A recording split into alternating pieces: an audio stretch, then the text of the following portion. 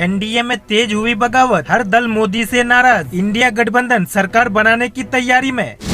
महाराष्ट्र, कर्नाटक, झारखंड में बिखरेगा एनडीए, सहयोगियों ने दी चेतावनी। टीडीपी और जेडीयू भी विभाग बंटवारे को लेकर नाराज।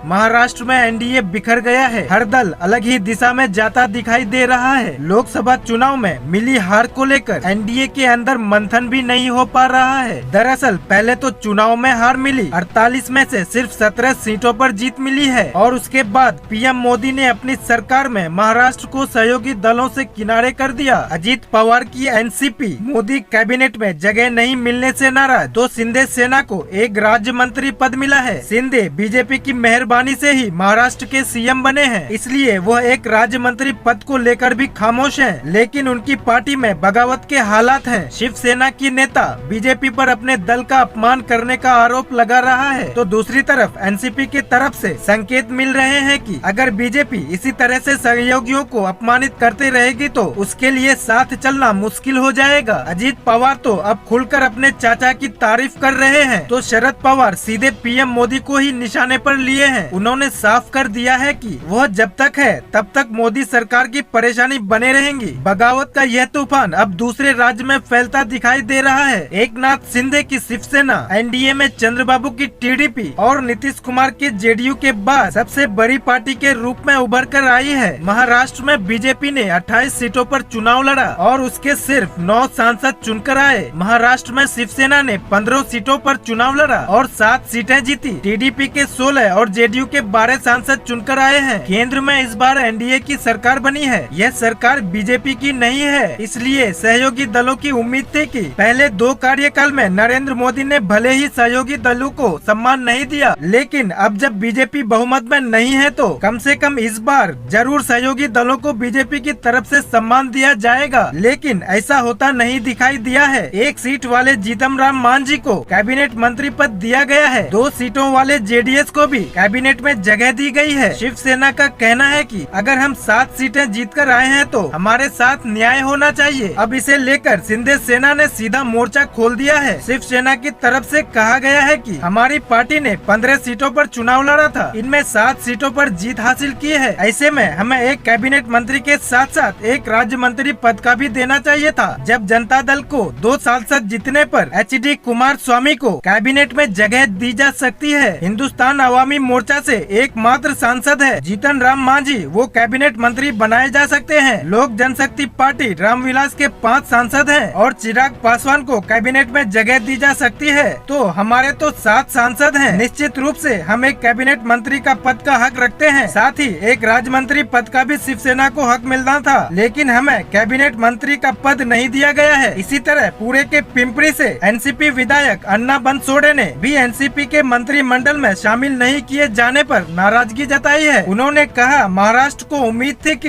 एकनाथ शिंदे के नेतृत्व वाले शिवसेना और अजीत पवार के नेतृत्व वाले एनसीपी दोनों को कैबिनेट में जगह मिलेगी। हमारे पास सुनील तटकरे और प्रफुल्ल पटेल के रूप में 2 सांसद हैं। हमारी पार्टी की उम्मीद थी कि कम से कम पटेल को इस बार कैबिनेट में जगह मिलेगी। पटेल पहले भी कैबिनेट मंत्री रह चुके हैं। वैसे सिर्फ महाराष्ट्र में ही एनडीए के नेता नाराज नहीं है, बल्कि नाराजगी झारखंड में भी दिखाई दे रही है। झारखंड में आजसू बीजेपी की सहयोगी है और यह दावा किया जाता है कि बीजेपी को मिली जीत में आजसू का सबसे बड़ा योगदान है। आजसू नेता चंद्र प्रकाश चौधरी गिरिडीह सीट से लगातार दूसरी बार जीते हैं, लेकिन उन्हें भी मंत्री नहीं बनाया गया है। इसके बाद पार्टी की तरफ से बीजेपी से संगठन तोड़ने के भी संकेत मिल रहे हैं। सबसे बड़ी बात तो यह है कि झारखंड और महाराष्ट्र दोनों ही राज्य में 6 महीने में लोकसभा के चुनाव भी होने हैं और अगर इन राज्य में एनडीए बिखरता है तो बीजेपी को बड़ा झटका लगना तय है। Bureau report, global Bharatvarsh.